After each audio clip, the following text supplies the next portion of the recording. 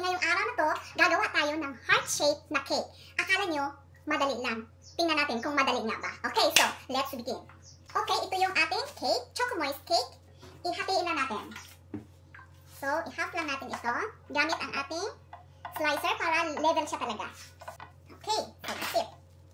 Ilagay natin ito. Then, ang ating cake board. First, ay lagyan natin ng icing sa gitna para mag-stick yung ating cake.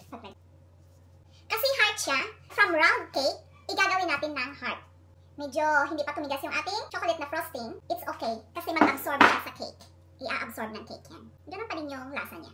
Very rush ito eh. In-order ngayong araw lang na to. Tapos, mamayang hapon, i-deliver na or kailangan niya na. Okay, so that's it. Tapos, lalagyan natin ng icing.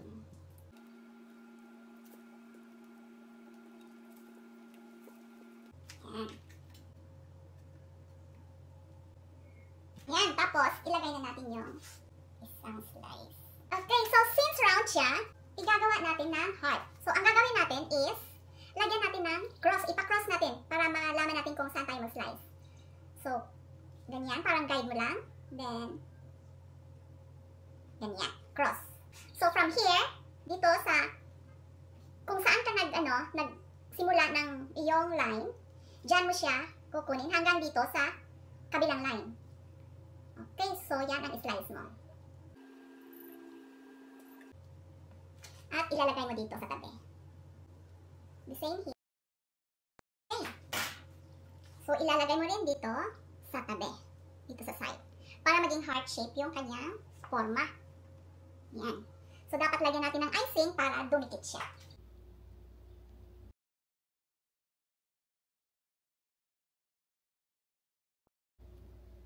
Yan. Pagkatapos yan yung dito, oh, you cannot see me. Here, kukunan mo siya. Para nga maging heart.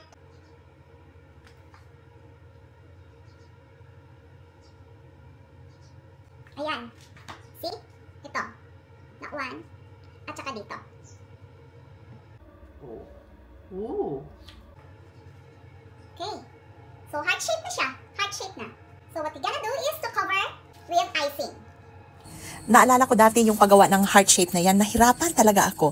Yun pala, may technique pala yan para kung paano siya mapadali na gawin. So, ganun lang pala, islice mo lang pala yung dulo na dalawa at i-shape mo siya, iporma mo siya ng heart. Napakadali lang pala. Ayan na, natapos na natin ang cover. So, nilagyan natin ng happy 5 years kasi yun ang gusto ng client na ipasulat dyan sa cake na yan.